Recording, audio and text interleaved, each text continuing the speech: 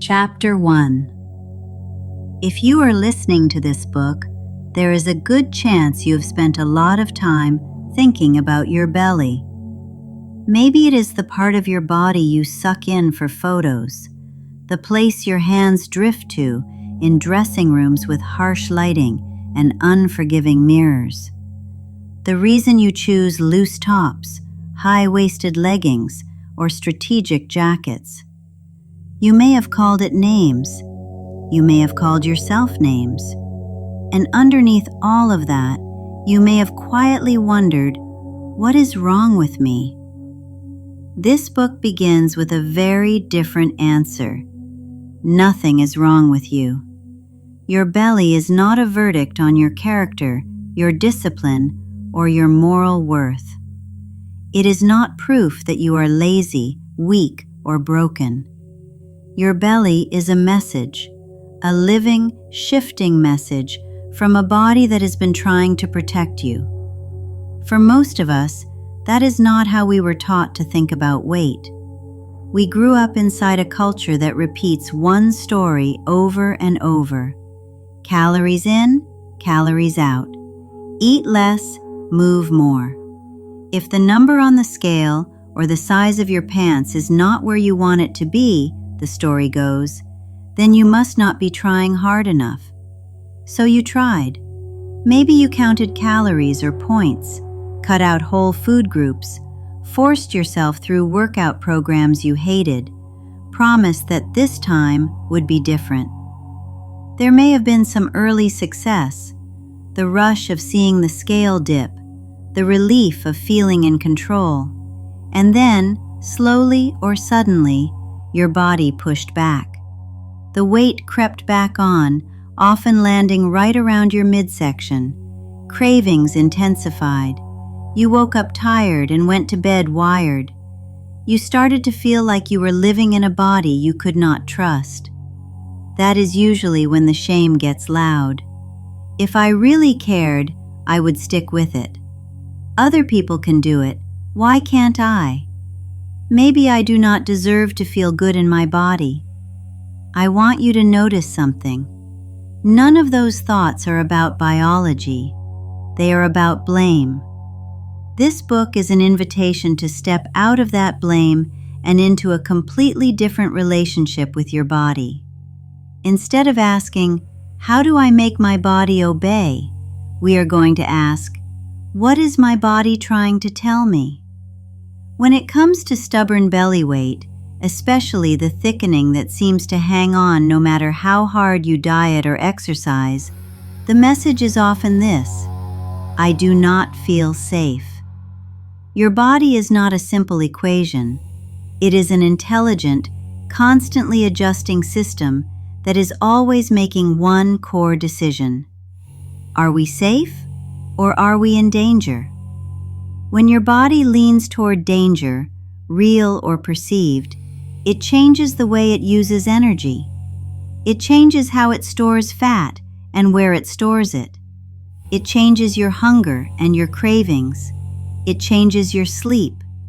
It changes how much energy you have for anything beyond basic survival. In other words, what you see as a problem area is often your body's best attempt to take care of you under stress. You do not have to fully understand the science yet. We will talk more about how that works in the next chapter. For now, I want you to feel the emotional weight of this shift. If your belly is a message instead of a failure, then it deserves curiosity, not punishment. Imagine for a moment that your midsection could speak out loud. What would it say about the last few years of your life? About the deadlines or caregiving or sleepless nights? About the losses you barely had time to grieve? About the constant background buzz of worry that modern life has normalized? Would it say, I am storing energy here to keep us going because you never really get to rest. I am bracing here because I do not know when the next blow will come. I am holding on here because I am not yet convinced we are safe enough to let go. When we look at our bellies only through the lens of appearance, we miss all of that. We also miss the cost of waking up every day and going to war with your own body, the cost of watching what you eat, tracking your steps, following the rules, and still feeling like you are losing. The cost of that quiet humiliation in doctors' offices, in group photos, in dressing rooms. The cost of living in a body that feels like an enemy instead of an ally. Those costs are real. I want to honor them because this work is not just about changing your shape. It is about healing a relationship, the one you have with your own nervous system, your own history, your own skin. Throughout this book, I will use the phrase trauma body, not to label you as damaged, but to describe a body that has had to adapt to chronic stress, overwhelm, or unresolved pain. A body whose chemistry has shifted toward protection. Often that protection shows up as a thicker, more guarded midsection. When you understand that, everything else can start to change. You can begin to see that the diets that left you depleted were not failing because you lacked willpower, but because your body was not ready to relax its guard. You can begin to see that forcing more intense exercise onto an already stressed system may have been asking a frightened body to run even harder from a threat that never seems to end. And maybe, just maybe, you can begin to consider a radical possibility. What if the path to releasing weight around your belly is not to fight harder, but to feel safer? In the chapters that follow, we are going to explore that possibility step by step. We will talk about how chronic stress shapes your biology.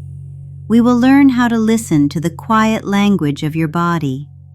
You will discover gentle, doable practices that tell your brain, "We are safe now.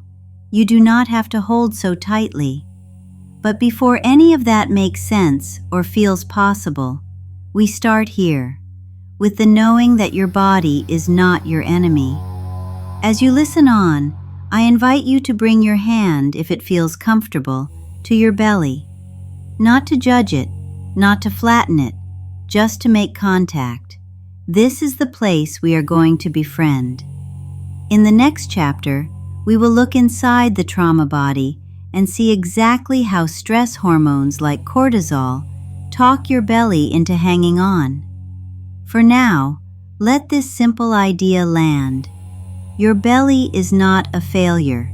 It is a message, and you are finally about to learn how to listen.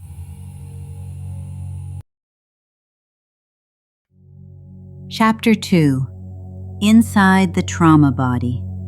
The Biology of Cortisol. Fat. In the last chapter, we began to loosen the grip of blame and shame. We considered the possibility that your belly might not be a problem to fix, but a message to understand. Now we are going to step inside the trauma body and look more closely at what is actually happening under your skin.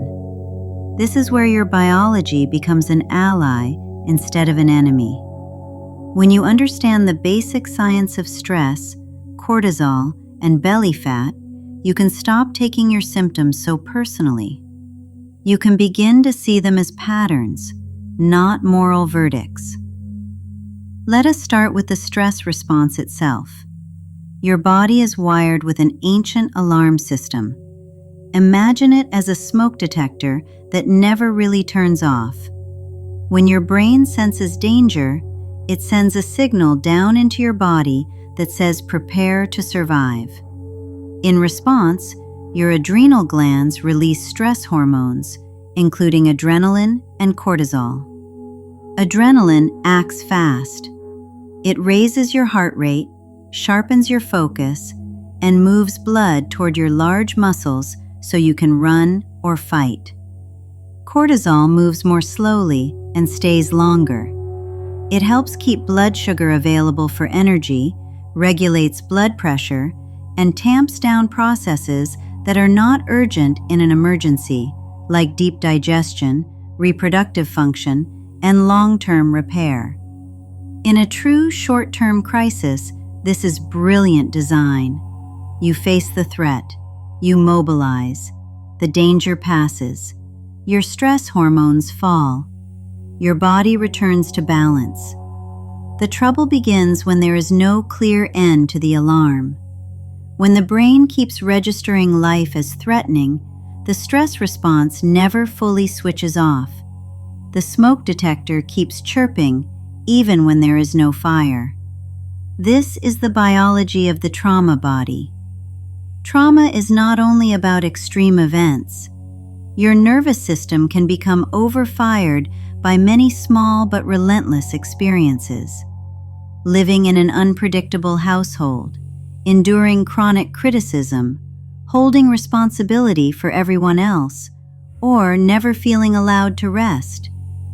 Over time, your brain learns that life is not safe, and it sets your stress response to high.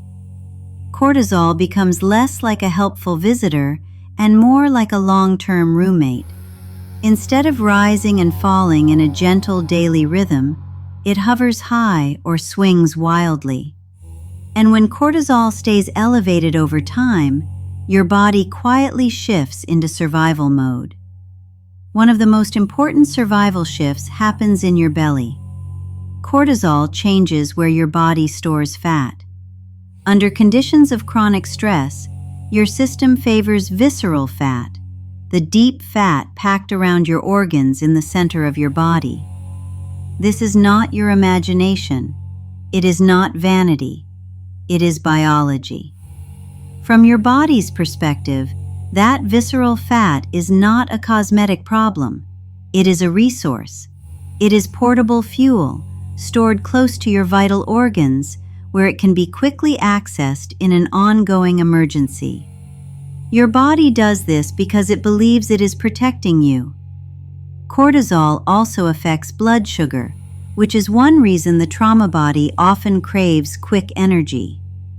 When stress hormones rise, your liver releases glucose into your bloodstream to make sure you can act fast. If you are not actually running or fighting, that glucose has to go somewhere. Insulin rises to move it into cells. Repeated often enough, this back and forth can lead to blood sugar swings, energy crashes, and more fat storage around the belly. Have you ever noticed that on stressful days you reach for sweets, refined carbs, or salty snacks without even thinking about it? That is not a sign of weak will. It is the logic of your biology. Your brain has learned that fast-burning foods bring quick relief, both emotionally and physiologically. Cortisol nudges your appetite toward exactly those foods that will restock the emergency shelves in your belly. Sleep is another casualty of chronic stress. Ideally, cortisol is higher in the morning to help you wake up and gently lowers through the day, allowing melatonin to rise at night so you can sleep. In a dysregulated system, cortisol may spike in the evening or stay too high overnight. You toss and turn or wake often. Poor sleep itself is a stressor and further raises cortisol the next day. Short sleep also increases hunger hormones and decreases satiety hormones, making overeating more likely. Again, your belly is not misbehaving.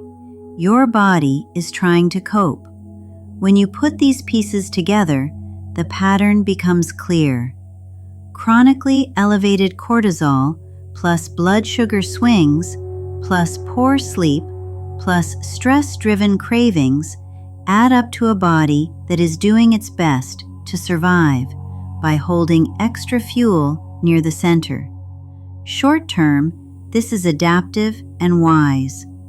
Long term, it starts to feel like your body is working against you. Weight gathers around your midsection. Your waistband changes, while your overall lifestyle might not have shifted much. You may notice that even when you restrict food or push yourself through intense workouts, the belly seems stuck, as if glued in place. From the old calories in, calories out viewpoint, this looks like failure. From the lens of the trauma body, it looks like a nervous system that does not yet feel safe enough to let go of its emergency savings account. It is important to name the difference between short-term and long-term stress responses. Short bursts of stress with clear beginnings and endings can actually be healthy. They build resilience, especially when you have time to rest and process afterward. Your system turns on the emergency mode, handles the challenge, then returns to baseline. In that pattern, cortisol rises and falls like a wave. Chronic, unrelieved stress and unresolved trauma freeze that wave into a kind of plateau. Your body forgets how to come down. It keeps you slightly braced, slightly guarded, slightly ready to run. Muscles grip.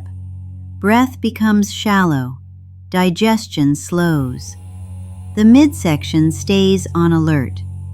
This is why simply eating less or exercising more so often fails over time. Those strategies do not address the underlying state of your nervous system. They do not convince your brain that the world is safe, that food will be available tomorrow, that you will be allowed to rest. Without that sense of safety, the trauma body keeps doing its job. It guards the belly. The good news is that this biology is not fixed.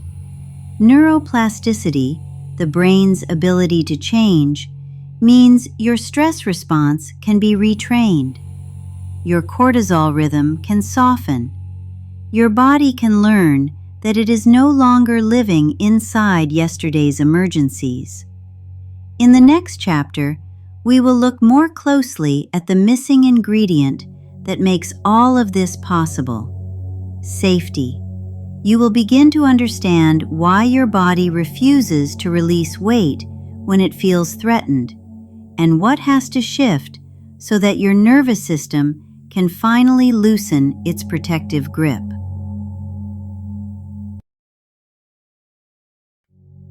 Chapter 3: Safety First.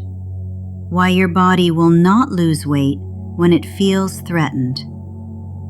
Imagine trying to fall asleep on a busy airport runway. It would not matter how soft the pillow was, how dark the room was, or how tired you felt. As long as your brain believed a jet could roar toward you at any moment, sleep would stay just out of reach. Your body treats weight release in a similar way. Until your system believes it is safe, it will keep one metaphorical eye open. It will hold on to resources. It will store fat, especially around the belly, as backup fuel and protection.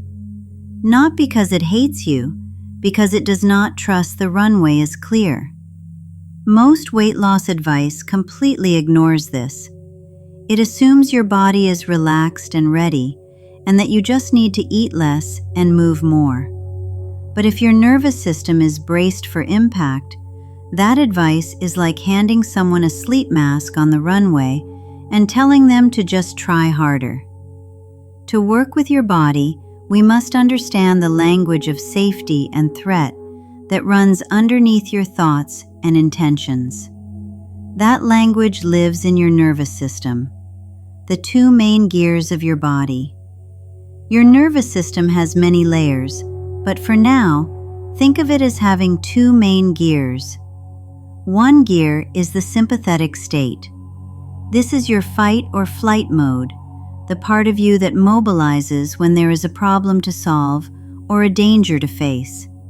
In this state, your heart rate increases, your breathing gets a bit quicker, your muscles tense, and your attention narrows. It is incredibly helpful when you actually need to act fast. The other gear is the parasympathetic state. This is often called rest and digest. It is the mode your body uses for repair, digestion, immune function, hormone balance, and deep restoration. In this state, your breathing slows, your gut moves food along, your body absorbs nutrients, and you feel more connected and present. You need both of these gears. The problem is not that you go into fight or flight. The problem is when you cannot shift out of it, when the gas pedal never lets up. In a short burst, sympathetic activation is useful. You dodge the car that swerved into your lane. You give the presentation even though you are nervous. You comfort a crying child in the middle of the night. Then, ideally, your system downshifts. Your breath deepens, your shoulders drop, your digestion resumes. You slide back into the gear where your body can repair itself. But in a life filled with constant emails, unresolved grief, money concerns, relationship tension, old trauma, and a harsh inner critic, your nervous system often never gets the memo that the danger has passed. Instead of brief spikes of stress, you live in a slow, steady simmer. In this simmer, your body keeps a drip of stress chemistry going. Cortisol stays high or erratic. Your system prioritizes survival over long-term projects like rebuilding tissues, balancing hormones, or releasing stored fat. From your body's point of view, this is not broken, it is loyal. Why threat and digestion do not mix? When your nervous system senses danger, it quietly rearranges priorities. Blood is shunted toward big muscles and away from your gut. Digestion slows or becomes erratic. Stomach acid and digestive enzyme production can change. Insulin and blood sugar may swing more dramatically. Your body leans towards storing rather than burning energy.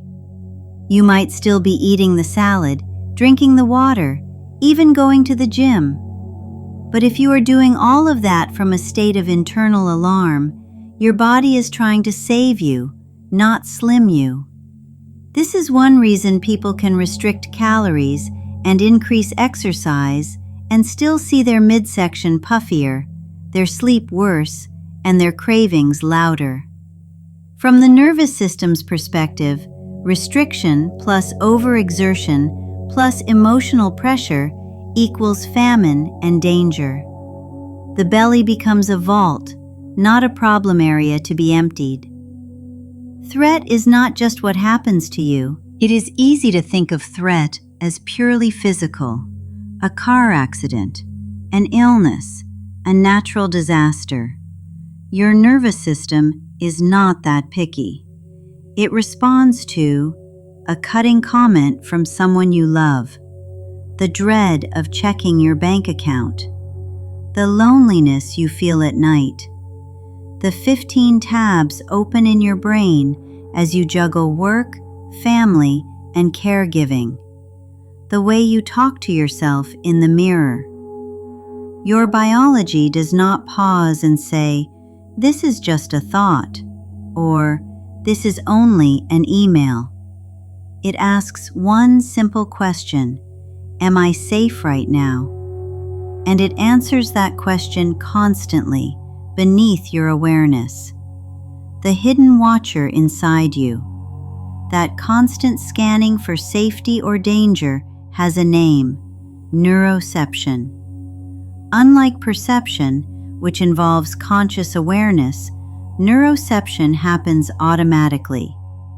It is the part of your nervous system that notices a tone of voice and tightens your chest before you can explain why. It is what makes you relax around someone kind without them saying a word. It is why some rooms make you want to exhale and others make you subtly brace. Your neuroception is like a security system that never turns off. It is reading facial expressions, body language, sounds, smells, and even your own internal sensations. Based on that reading, it decides whether to tilt you toward fight or flight, collapse and shut down, or connection and rest. Here is the crucial point for your cortisol belly. Your body will not sustainably release weight if neuroception keeps flagging danger. You can white-knuckle your way through a diet for a while. You can bully yourself into another fitness challenge.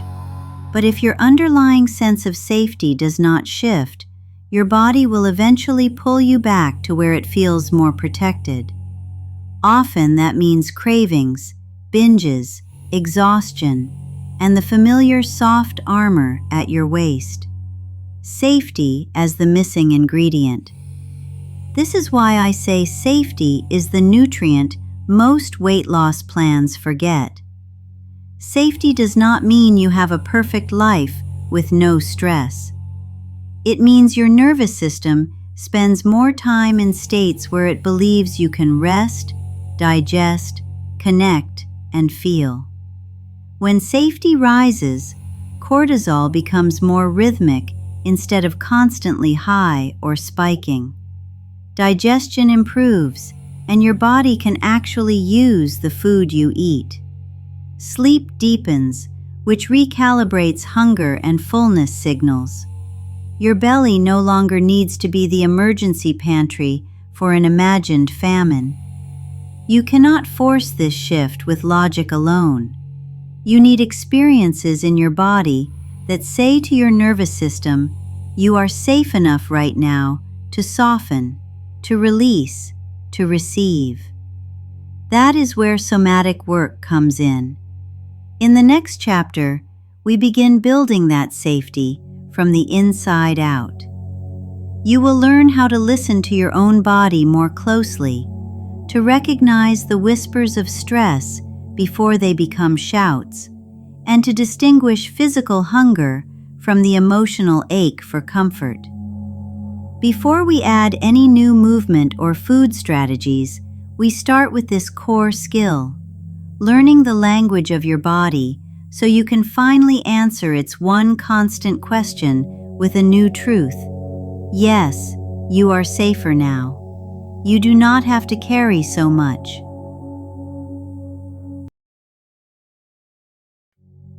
Chapter 4. Listening to your body. Somatic sensing and the language of hunger. Imagine for a moment that your body speaks a language you were never formally taught. It has been talking non-stop since the day you were born.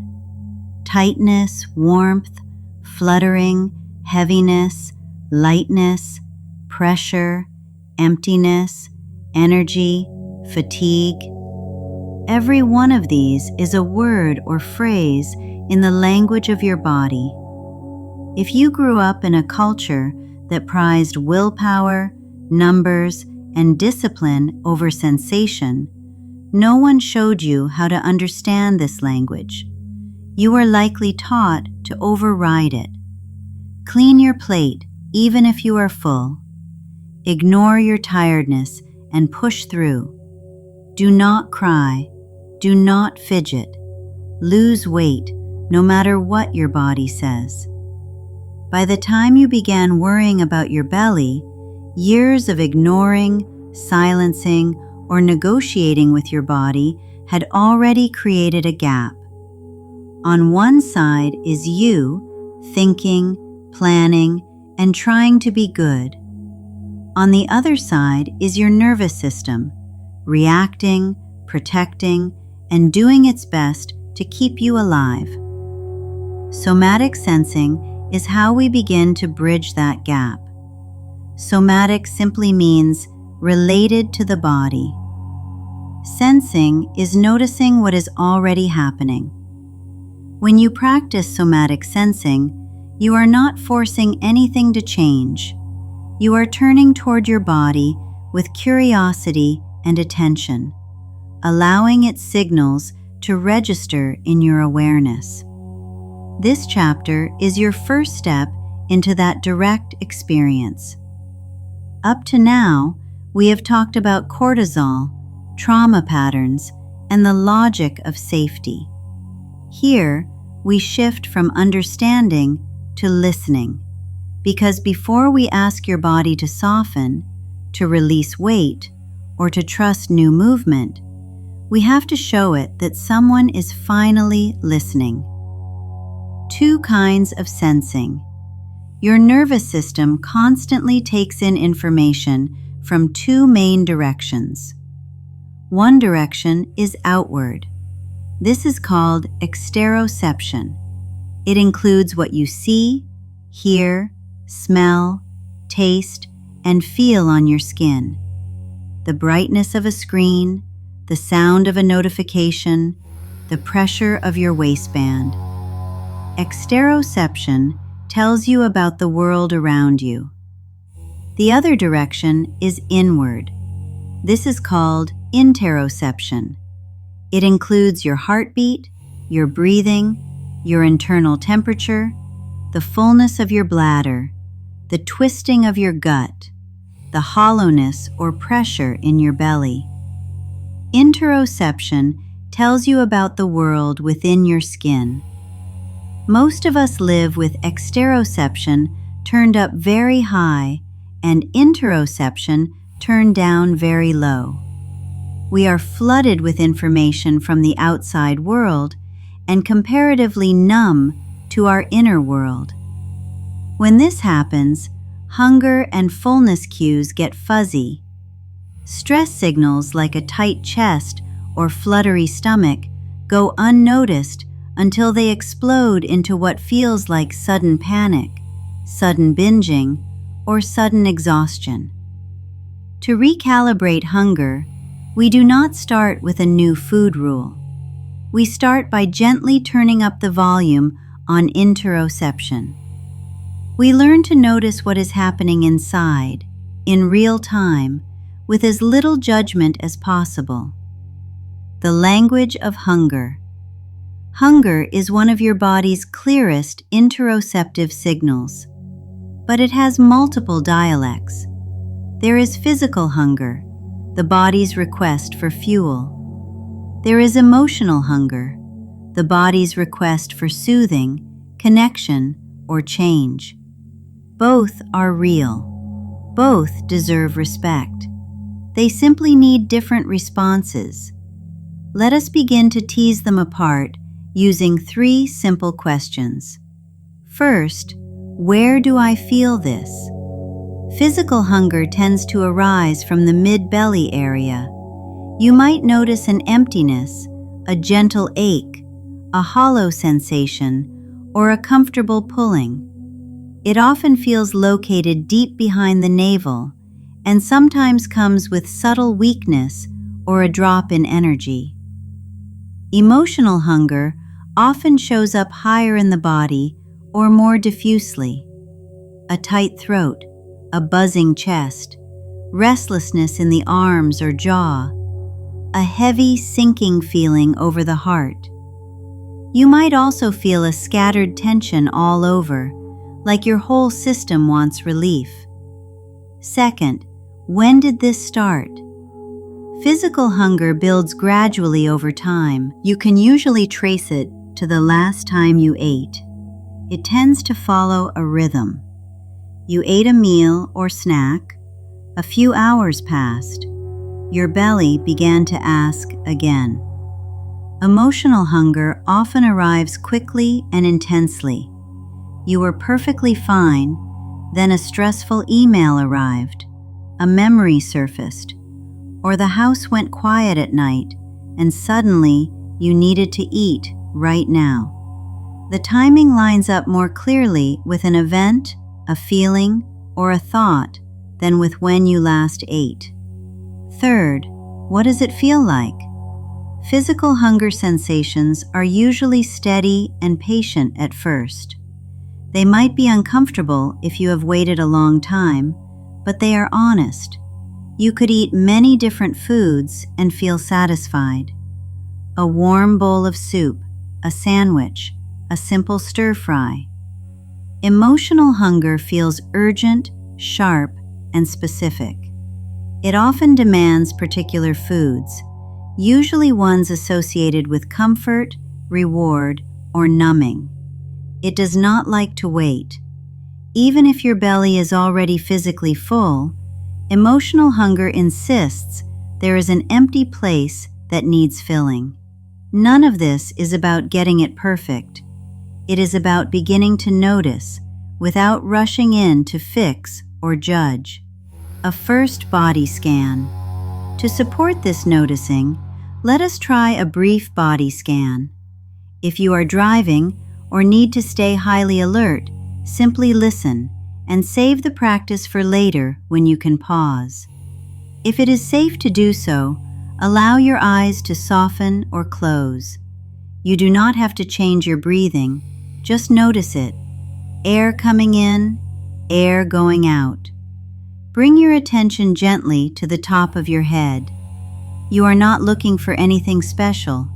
You are simply asking, what is here? Slowly move your awareness down to your forehead. Notice any tension or softness. No need to change it. Travel down behind your eyes, into your cheeks, jaw, and mouth. Is there clenching, slackness, warmth, coolness? Name what you sense as if you are quietly narrating. Tight, warm, numb, tingling, neutral. Continue down through the neck and shoulders. Pause where the sensations are strongest or most noticeable. Then move through your chest, your upper back, your arms and hands. Notice your rib cage moving with the breath. Then rest your attention in the area of your belly. Feel the movements there, however subtle. Maybe you sense fullness or emptiness. Maybe you notice nothing at all. Nothing is also a sensation, a place we simply have not listened to very often. Let your awareness broaden to include your hips, legs, and feet. Contact with the chair or floor. Pressure. Support. Then, when you are ready, let go of scanning and gently return to the room around you. That is all. You did not have to evaluate or change anything. You simply practiced being with your own body for a minute or two. Breath as a bridge.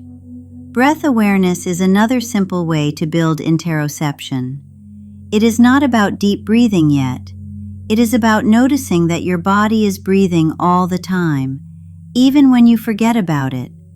At any point in your day, you can ask, where in my body do I feel my breath most clearly right now? In the nostrils? As coolness in, warmth out? In the rise of the chest? In the gentle expansion of the belly? Choose one place and rest your attention there for 3 breaths. Count them silently. 1, 2, 3. Then, carry on with what you were doing. Over time, these tiny check-ins begin to reweave your connection to your internal world. Preparing for emotional hunger. As you experiment with body scans and brief breath awareness, you may start to notice patterns. Hunger that lives in the belly and grows slowly over hours.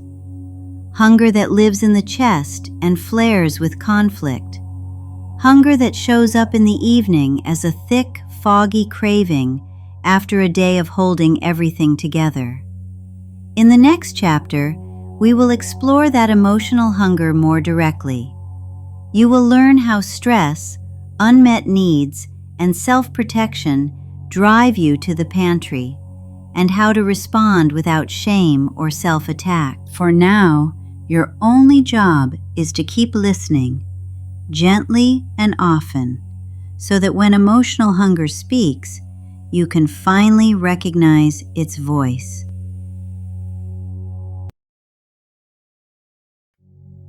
Chapter 5: Emotional Hunger, Stress Eating, and the Cortisol Loop. Imagine this scene. You walk through the door at the end of a long day. You drop your bag, answer one more message, and finally exhale. The house is quiet. The to-do list is not.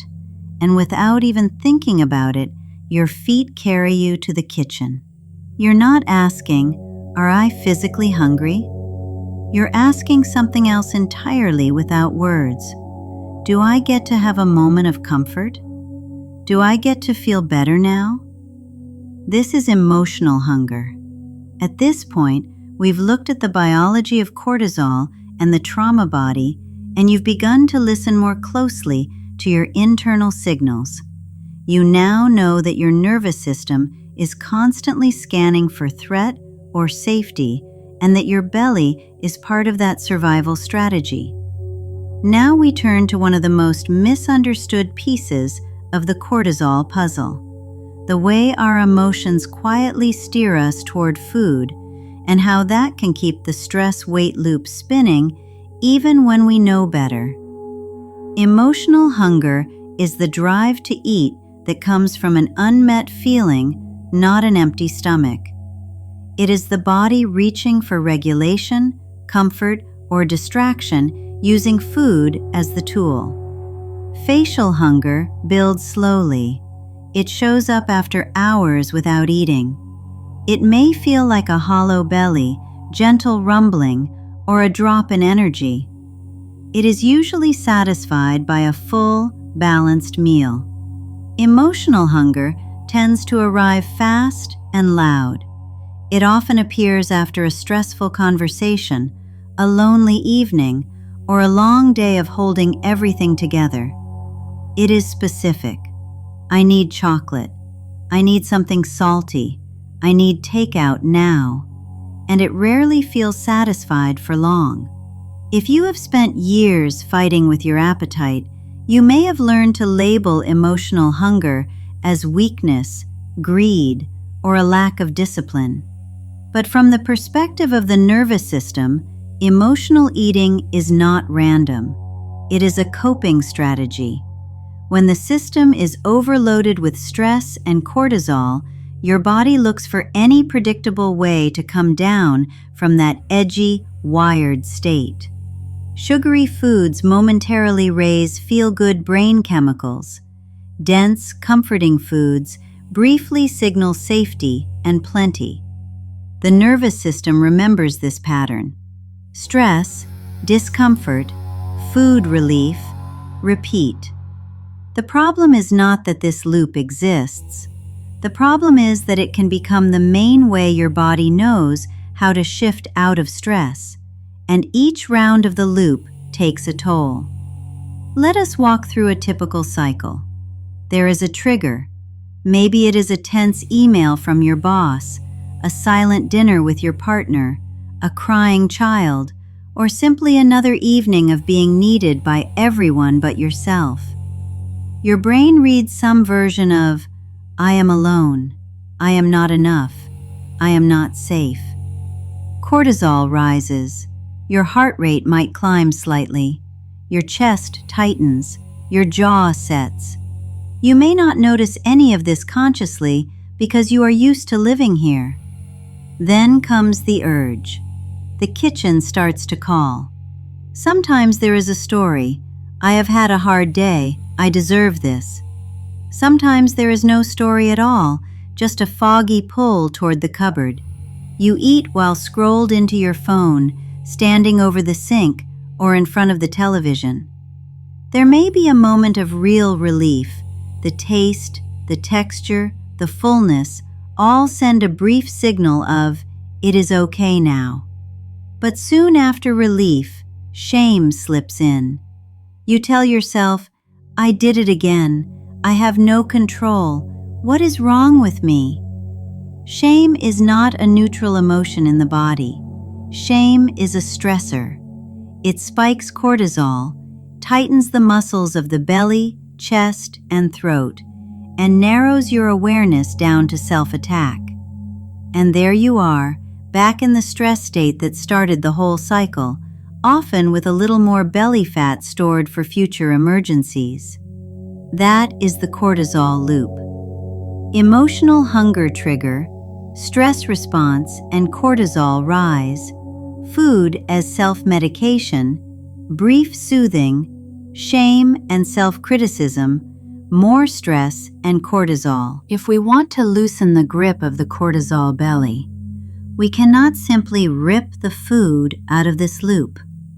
That would leave you with stress and no relief at all. Your body will fight that. Instead, we start by recognizing the loop without blame. Listen for your own most common triggers.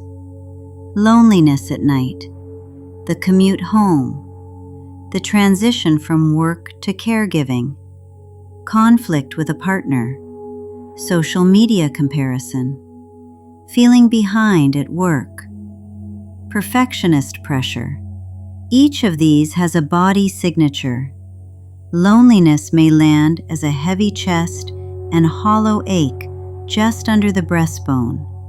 Overwork might feel like buzzing in the head and shoulders. Conflict can bring heat in the face, tight throat, clenched jaw. Perfectionism often lives as a knotted stomach and lifted, tense diaphragm, a feeling of holding your breath.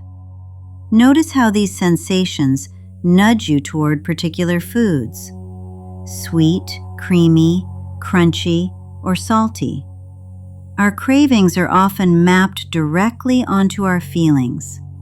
Soft foods for when we wish someone would soften toward us.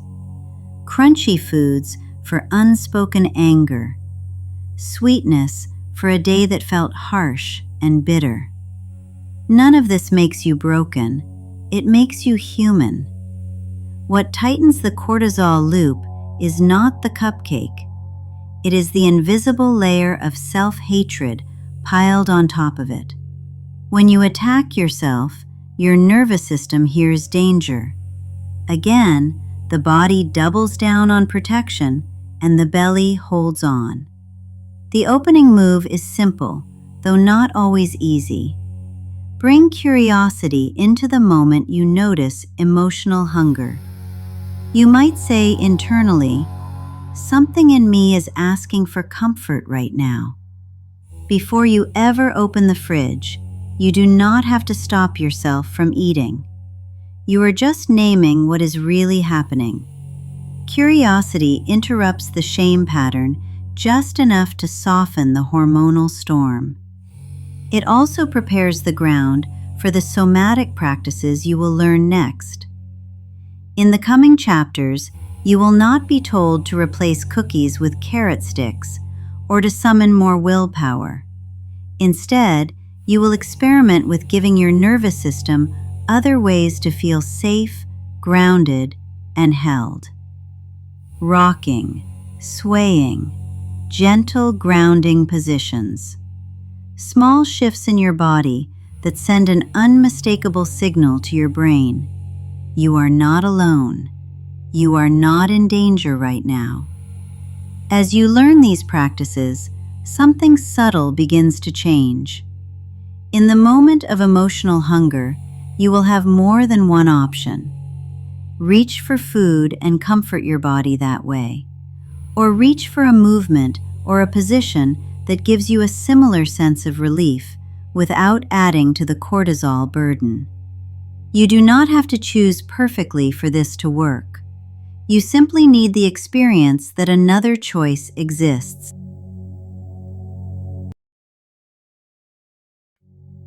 Chapter 6: Signals of Safety. Gentle rocking, grounding, and the first somatic practices. Up to this point, you have been learning why your body holds on, how cortisol shapes the trauma body, and how to listen for the difference between emotional and physical hunger. You have a new map. Now it is time to start walking on it. This is the chapter where insight turns into action. not willpower action, nervous system action. We are going to begin teaching your body what safety feels like in a very physical, concrete way.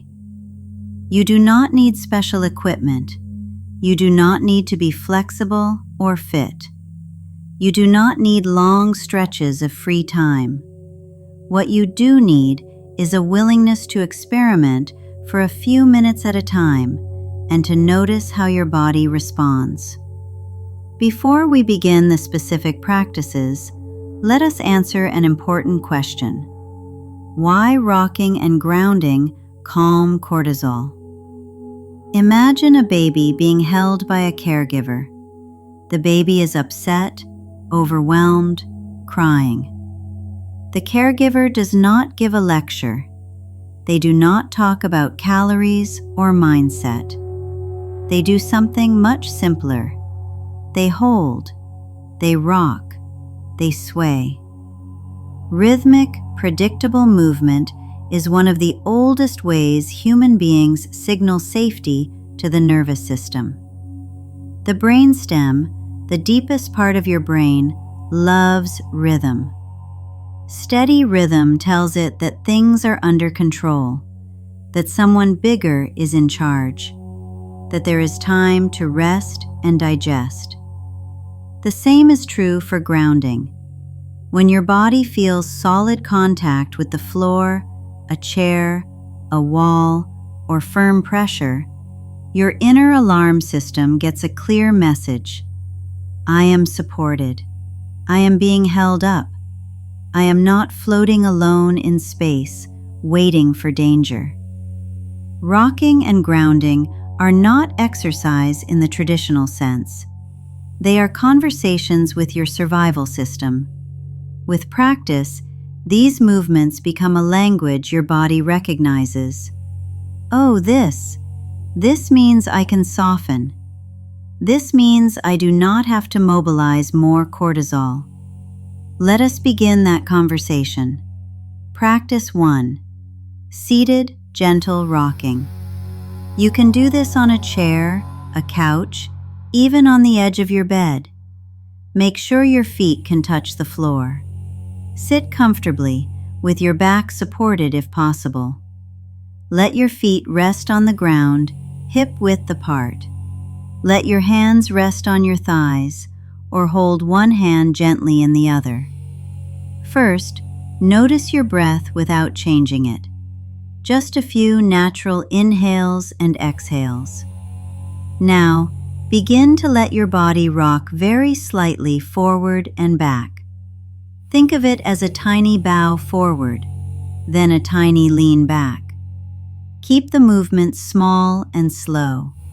You are not trying to create a workout. You are inviting rhythm. Inhale gently as you tilt a little forward. Exhale gently as you tilt a little back. If that feels awkward, drop the breath pattern and just breathe naturally. The rhythm of the rocking is more important than breath control. Continue this for about 1 minute. Notice your feet on the floor. Notice the chair under you. Notice any small shifts in tension, especially around your jaw, shoulders, and belly. If at any point the movement feels too much, pause, plant your feet, and simply sit still and notice the contact with the chair.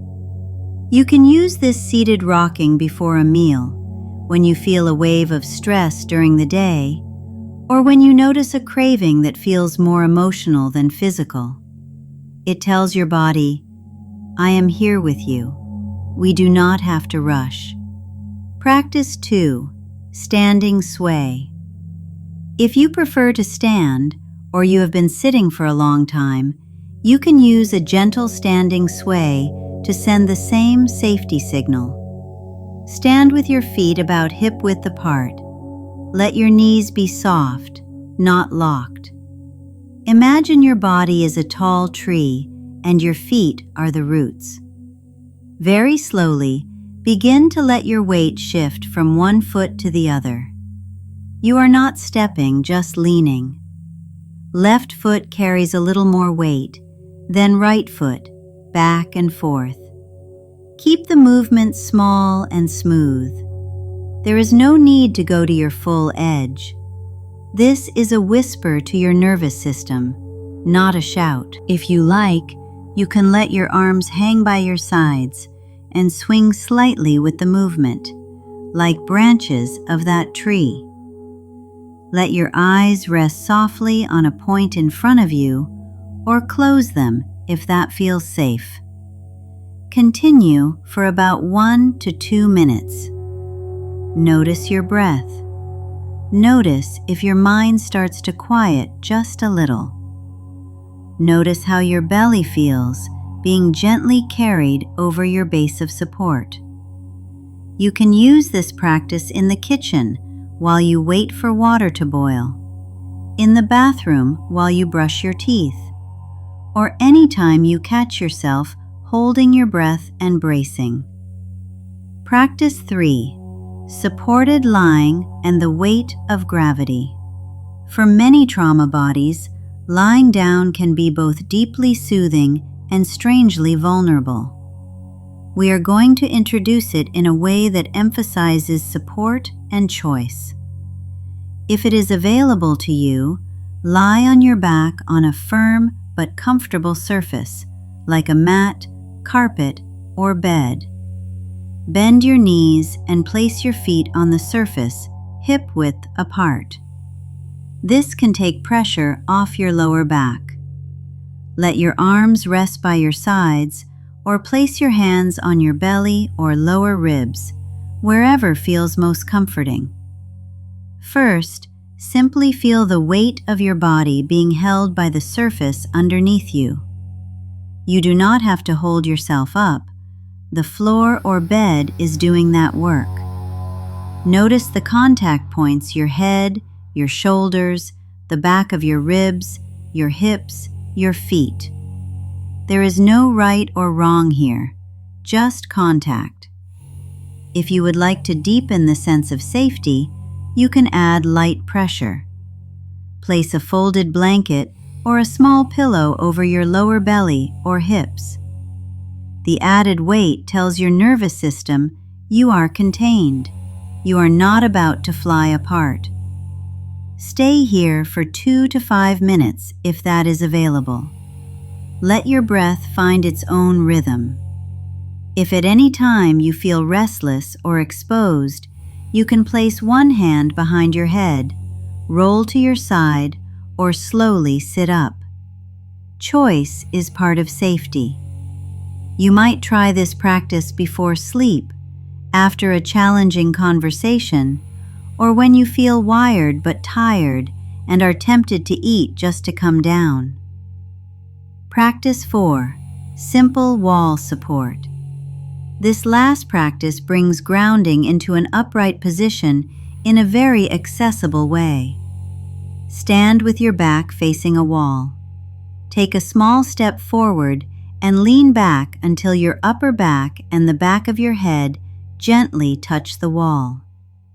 You do not need your whole body against it. Let your feet be a little away from the wall so you feel some of your weight supported behind you. Your knees stay soft. Imagine the wall is a trusted friend who has your back. You do not have to keep yourself upright alone. Let your shoulders drop down away from your ears. You might even exhale with a small sigh, letting some of the day slide down the wall behind you. Stay here for 1 or 2 minutes. Feel the support. Feel your feet on the ground. Feel your front body, belly, chest, face softening while your back body is held.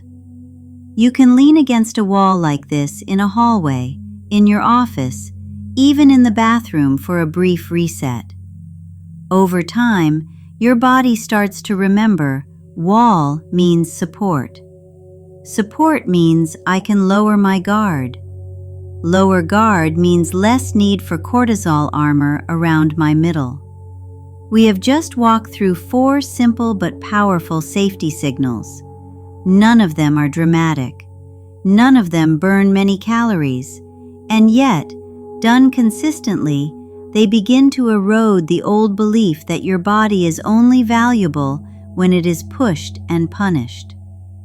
In the next chapter, we will take these signals of safety deeper into your core. We will explore the psoas, that deep stress muscle that often keeps the belly in a permanent flinch. For now, notice how your body feels after even imagining these practices. That noticing is the doorway we are going to keep walking through together.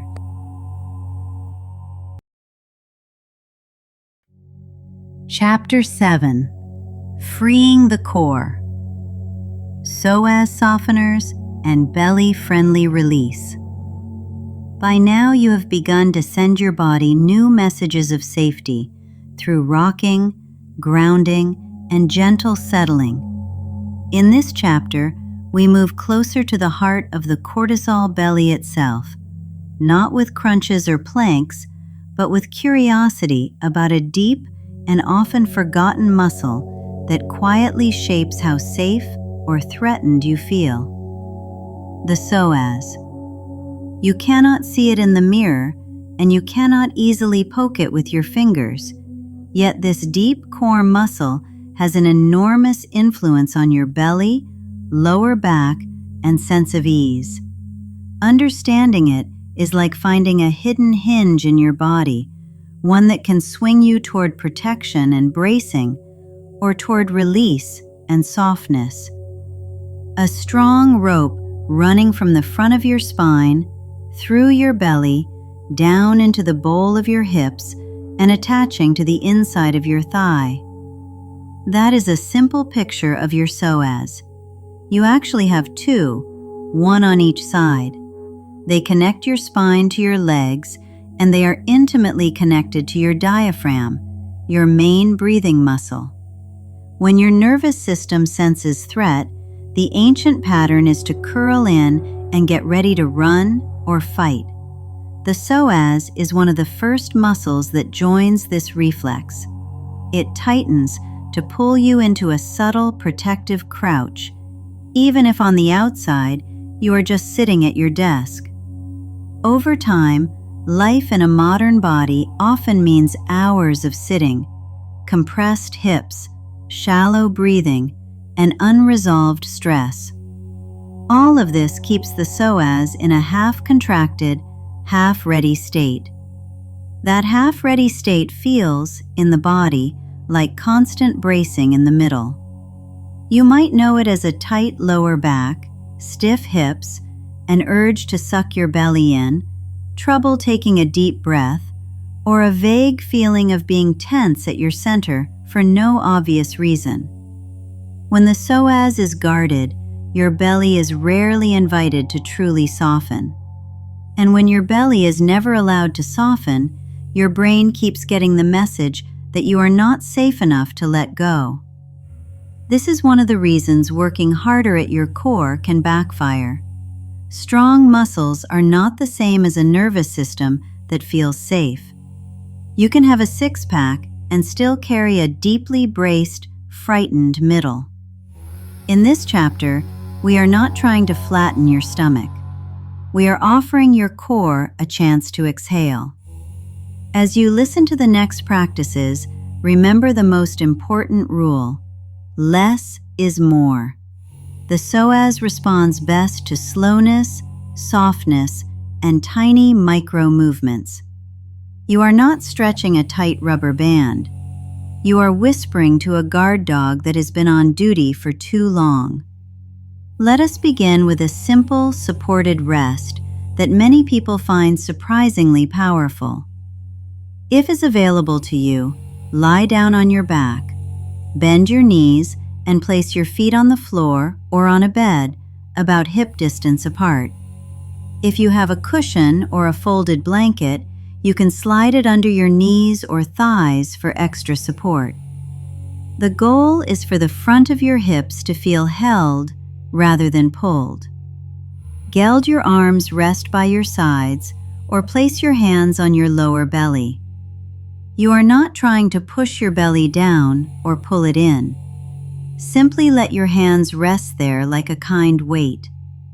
Now, notice your breath. You do not have to change it. Just notice where it naturally moves. Perhaps you feel more movement in your chest than in your belly. Perhaps the breath feels shallow or hesitant near the navel. Very gently, imagine that your inhales widen the area around your hip bones, as if the breath could create a little more space right where your legs meet your pelvis. On the exhale, let your jaw loosen a bit. Let your tongue rest heavier in your mouth, and see if your belly can become even 1% softer under your hands. Stay with this for a few rounds of breath. Remember, we are not chasing a big dramatic release. We are inviting a gradual unclenching. Next, we will add a small, psoas-friendly micro-movement. From the same position, feet on the floor and knees bent, begin to slowly let both knees tip a couple of inches to the right, then back to center, then a couple of inches to the left, and back again. Think of the movement as a gentle sway of tall grass in a light breeze. Move so slowly that you can feel the moment your lower back or belly wants to brace. That is your edge. Do not push past it. Stay in the range where your breath stays easy and your jaw stays soft. This is how your brain learns that movement at your core can be safe, not threatening. After a minute or so, come back to stillness. Pause and sense. Does the contact between your back and the floor feel any different? Does one side of your belly feel warmer or more present? You are not looking for a right answer. You are just gathering information. If kneeling is comfortable for you, there is another position your psoas often loves. From a standing position, step 1 foot forward and gently lower the back knee down to a padded surface. You will be in a lunge shape with the front knee bent and the back shin on the floor. Place your hands on your front thigh for support. Rather than lunging deeply, keep the movement tiny. Imagine you are very slightly shifting your weight forward and back, as if you were testing the water with your toe. As you breathe in, feel the lift through your spine. As you breathe out, imagine the front of the hip on your back leg melting a fraction, like ice meeting warm sunlight. Again, stay far away from sharp stretching sensations. We are asking the psoas to trust, not forcing it to comply. After a few breaths, switch sides. Move slowly enough that your nervous system can keep up with what you are doing. If at any time you feel your breath become tight or your shoulders creep toward your ears, pause, come back to neutral, and perhaps even return to lying on your back. You may notice that these practices make you sleepy, emotional, or simply more aware of your middle. All of those responses are welcome. For many people, the psoas has been holding not just physical tension, but years of unprocessed startle, fear, or bracing against life. As it softens, old patterns may float to the surface.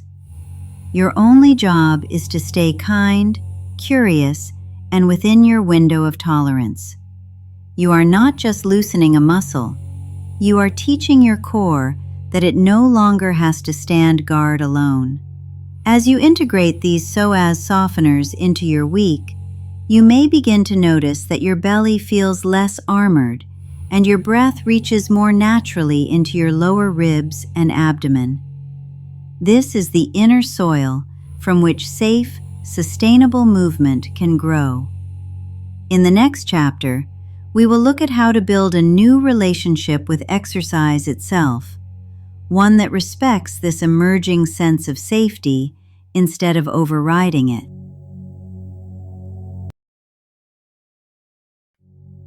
Chapter 8. If you have ever forced yourself through a brutal workout because you hoped it would finally flatten your belly, you are not alone. Many of us learned that sweating more, panting harder, and pushing through pain is the path to a better body. When the cortisol belly stubbornly remains, the conclusion feels obvious. I must not be trying hard enough. By now you know that your belly is not a report card on your discipline. It is a message from your nervous system. In this chapter, we are going to apply that same lens to exercise itself. Think for a moment about the cultural picture of a good workout. Red face, soaked shirt, heart pounding, pushing past limits. The slogan, "No pain, no gain," has been sold to us as science, when it is really a stress strategy.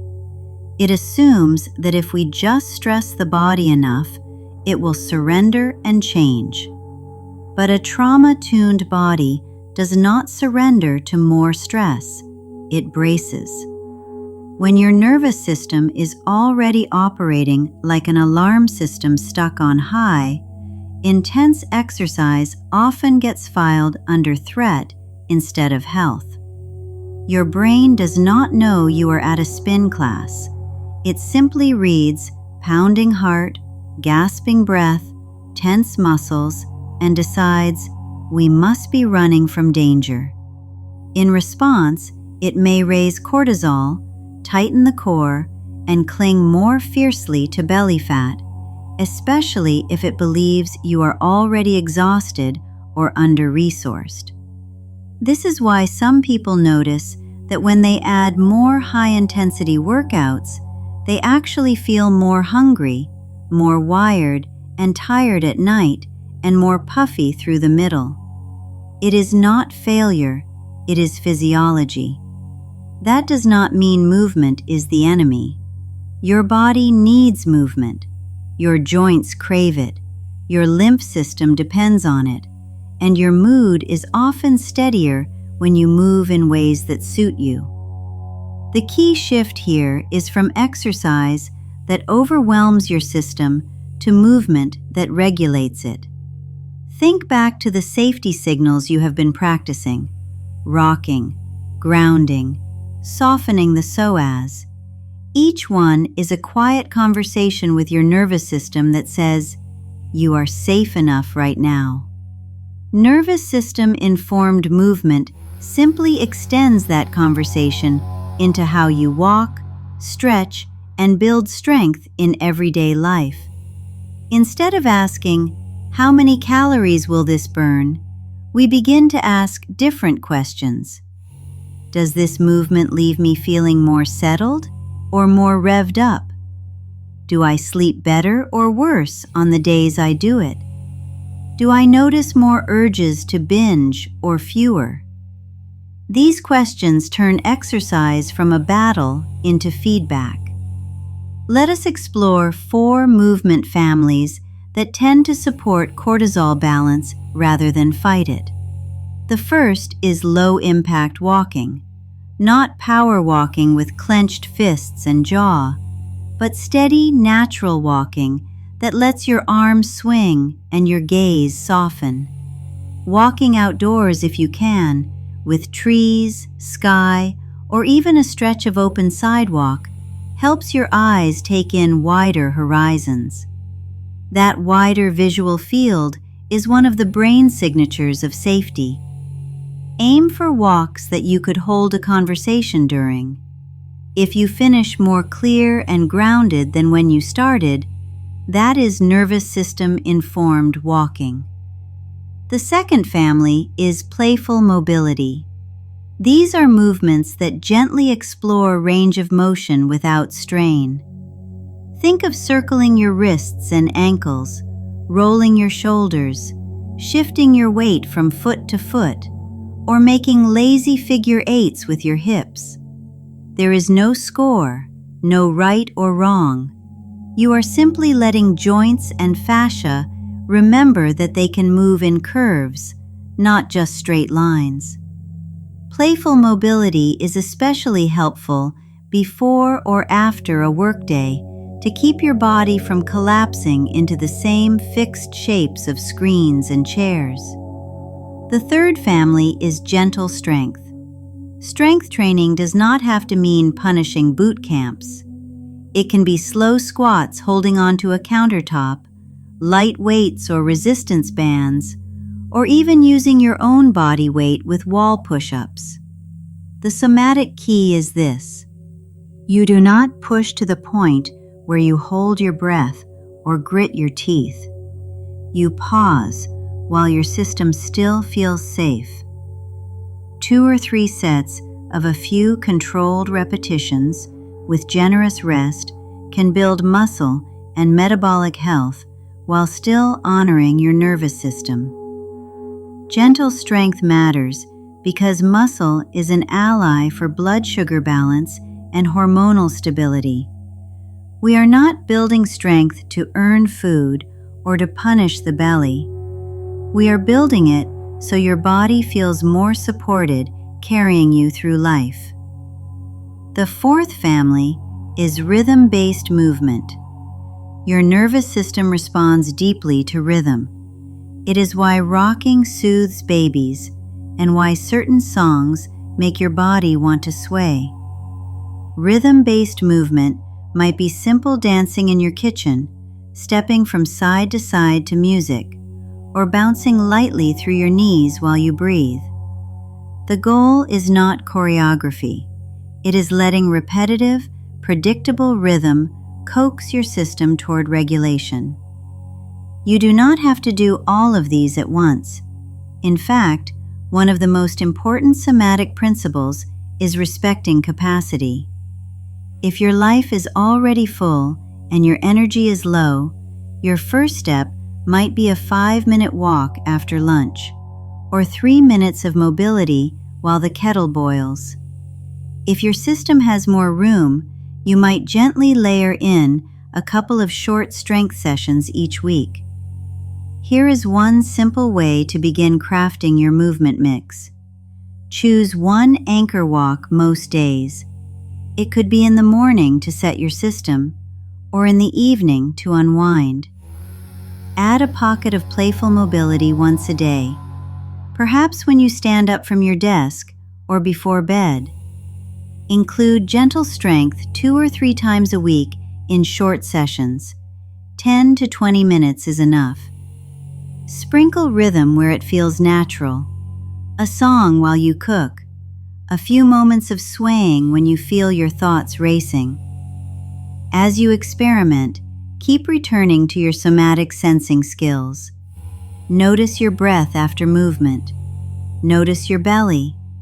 Notice your mood and cravings that evening or the next day. Your body will tell you which combinations are regulating and which tip you toward overload.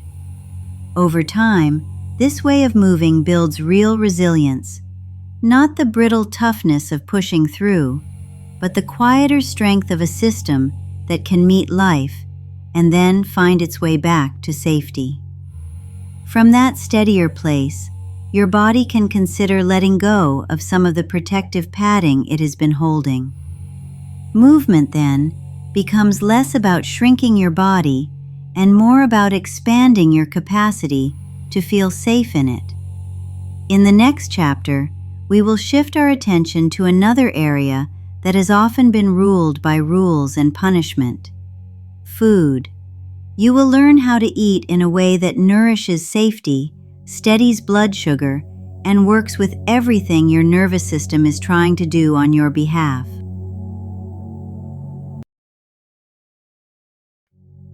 Chapter 9. If movement is how you speak safety to your body through action, food is how you speak safety through nourishment. In this chapter, we are not going on a diet. We are stepping out of the war entirely. A diet is built on the belief that your body cannot be trusted. The no diet way starts from the opposite assumption. Your body is doing its best to protect you. It is not confused. It is not lazy. It is responding to what it perceives. When food is scarce or unpredictable, your nervous system hears one message again and again. We might not have enough. That message, whether it comes from skipping meals, extreme fasting, tiny portions, or constant rule breaking and starting over, keeps cortisol on edge. Your body is less likely to let go of belly fat when it is not sure when the next real meal is coming. The no diet protocol is about sending a new message through every plate and snack. There is enough. You will be fed. You do not have to earn your food. You are safe. Let us start with the simplest place to work. Blood sugar calm. Your brain hates roller coasters. When your blood sugar spikes high and then crashes low, your body experiences both ends of that ride as stress. High sugar means a rush of insulin, a call to store, often as belly fat. The crash that follows feels like emergency, shakiness, irritability, brain fog, ravenous hunger. Cortisol steps in to mobilize more fuel. You crave quick hits of sugar or starch. The loop repeats. Staying off the roller coaster does not require perfection. It requires steadiness. There are 3 anchors you can lean on: protein, healthy fats, colorful plants. Protein gives your body building blocks for muscles, hormones, and the enzymes that run your stress response. Adequate protein at meals helps you feel satisfied, steadies blood sugar, and reduces those desperate evening binges that so many people blame on willpower. Healthy fats slow digestion in a good way, smooth out energy, support hormone health, and help your brain feel fed rather than frantic. Think of them as the ballast in a boat. Enough fat in a meal keeps you from tipping over into cravings an hour or 2 later. Colorful plants bring fiber, vitamins, minerals, and phytochemicals that quietly support your nervous system behind the scenes. Fiber slows the entry of sugar into your bloodstream. Micronutrients help your adrenals, your thyroid, your brain chemistry. This is the opposite of deprivation. It is generous. Here is a simple frame to build a calming meal. You do not need to count anything. You tune into shapes and feelings. First, choose your anchor, a palm-sized portion of protein. Second, add your ballast, some visible healthy fat. Third, fill in with color. Vegetables, maybe some fruit, maybe some whole grains if they work well for your body. Finally, ask one somatic question. Will this feel grounding in my body, or will it feel like a spike? You are not trying to get the answer perfect. You are building a relationship. Before you eat, pause for a moment. Notice your hunger. Where do you feel it? Is it a low, steady pull in your belly? Is it a frantic, urgent, almost panicky demand?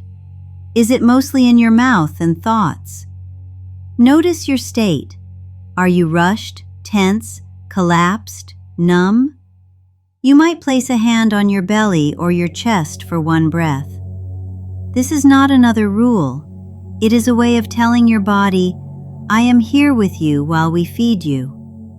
As you eat, your job is not to chew a certain number of times or to maintain perfect mindfulness. Your job is to notice just enough to stay connected. You might check in halfway through. Is there a point where the food shifts from deeply satisfying to simply pushing past comfort? You do not have to stop. You simply notice. Oh, here is the edge. After you eat, the real learning happens.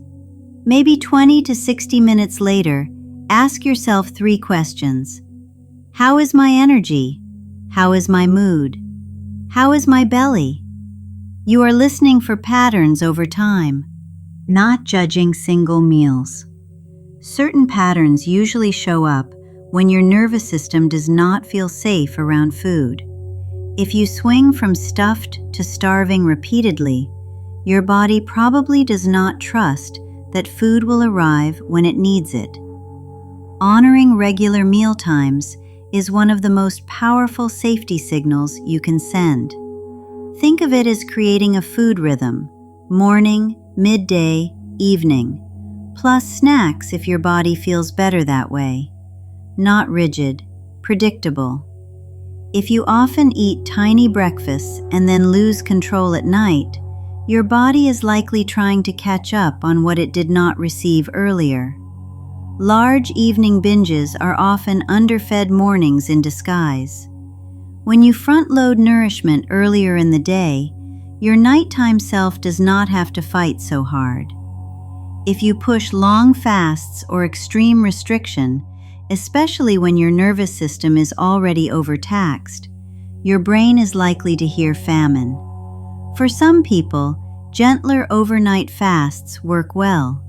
For others, especially if there is a history of dieting or disordered eating, aggressive fasting is another stressor, another reason for the body to hold on to belly fat.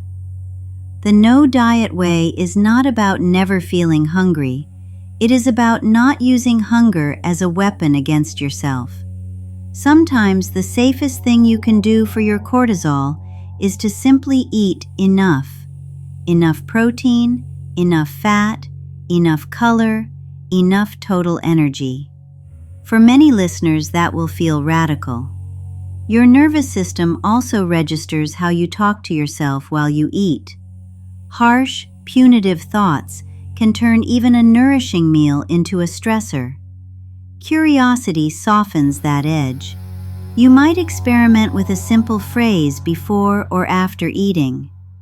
I am feeding myself so my body can feel safer, or I am allowed to be nourished.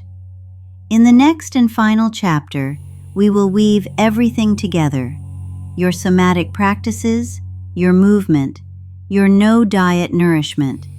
You will build a rhythm that fits your actual life and allows your body to slowly, steadily unclench its protective grip.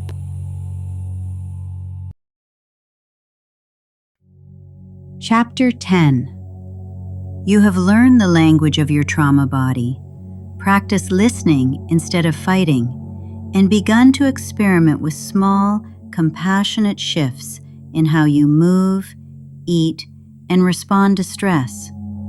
Now it is time to gather all of that into one living blueprint that you can carry into your real life, with its alarms and emails and family demands. Think of this chapter as your weaving room. All the threads are already here. We are not adding more. We are choosing how they braid together in a way that feels possible today, not in an imaginary perfect future. First, let us briefly gather the practices you now have access to. You have learned to notice your inner weather through somatic sensing. You can scan your body, feel the difference between emotional and physical hunger, and name sensations without judging them. You have met safety signals you can send your nervous system: gentle rocking and swaying, grounding through your feet or back, or the support beneath you, stable contact, firm pressure, a hand on your own heart or belly. You have learned to soften the guarded core, psoas releases, and belly-friendly micro-movements that tell your midsection it is allowed to let go, even a little. You have reimagined movement itself. Instead of punishing intensity, you now know the value of walking, playful mobility, and gentle strength that leave you more regulated instead of wrung out. You have been introduced to a no-diet way of eating. Food as a way to balance blood sugar, soothe stress chemistry, and create a felt sense of plenty in your body.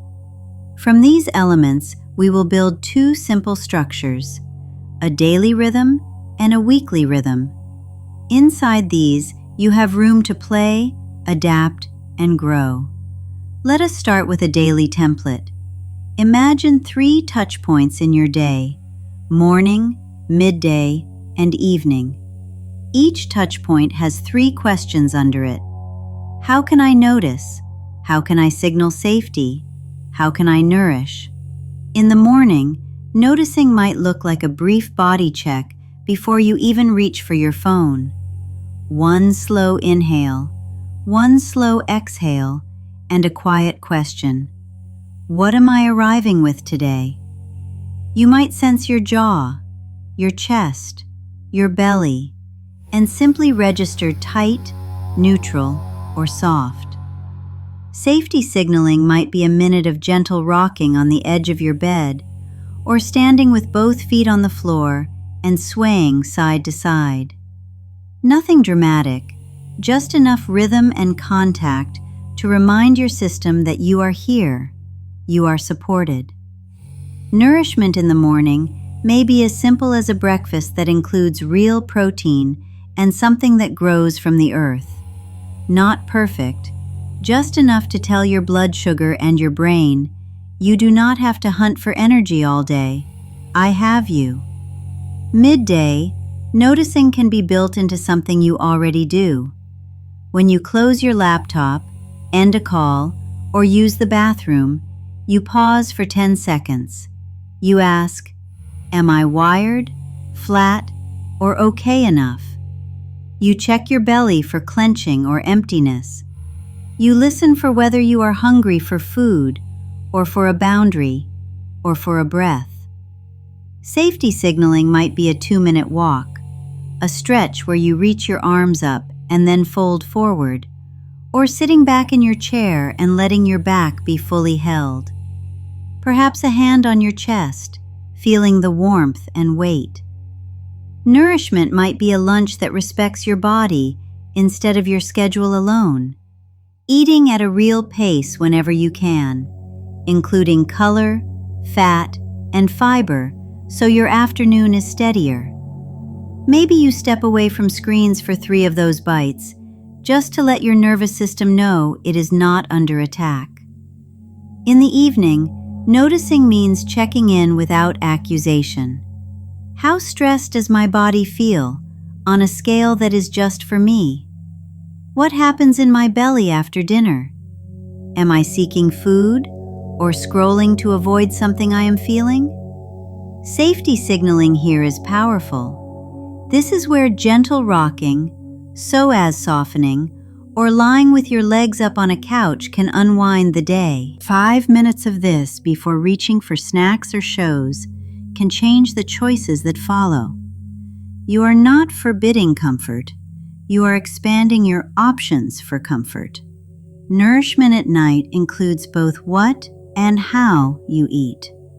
Perhaps you choose a snack with some protein and fat instead of only sugar. Perhaps you close the kitchen at a time that lets your digestion rest. You are not being strict. You are protecting your sleep, your cortisol rhythm, your tomorrow. Layered on top of your daily rhythm is a weekly rhythm. This is where you place slightly longer practices. Maybe twice a week, you set aside 10 or 15 minutes for deeper psoas release. Maybe once a week, you walk a little farther than usual, or move with music in a way that feels playful, not performative.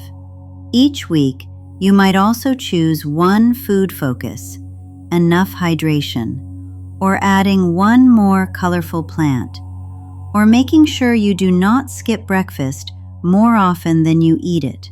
Small, attainable experiments. Now let us name what will almost certainly happen. You will miss days. You will have stress spikes, old binges, new tears. You will forget to notice, skip practices, feel like nothing is changing. This is not proof of failure. It is proof that you are human and that your nervous system is still learning that it is safe to change. When you hit a setback or a plateau, your only job is to ask one question: where can I add a little more safety? Not more restriction, not more intensity, more safety. Sometimes that will mean canceling a workout and taking a slow walk instead. Sometimes it will mean eating a more substantial dinner so late-night cravings calm down. Sometimes it will mean reaching out to a friend or therapist and letting your body feel less alone. The blueprint you are creating is not a strict plan. It is a living relationship, you and your body in ongoing conversation. Some days the rhythm will be clear and smooth. Other days you will be improvising, grabbing 5 seconds of breath between chaos. Every one of those moments counts. Every time you choose curiosity instead of criticism, you are loosening the grip of the cortisol belly story and building a new one. As you close this chapter, your next steps are not about doing everything. They are about choosing one small thing for the morning, one for midday, and one for evening, and letting them be enough for now. In the final moments of this audiobook, we will walk through a brief guided integration, inviting your body to feel what it is like to belong to you, safely, right here.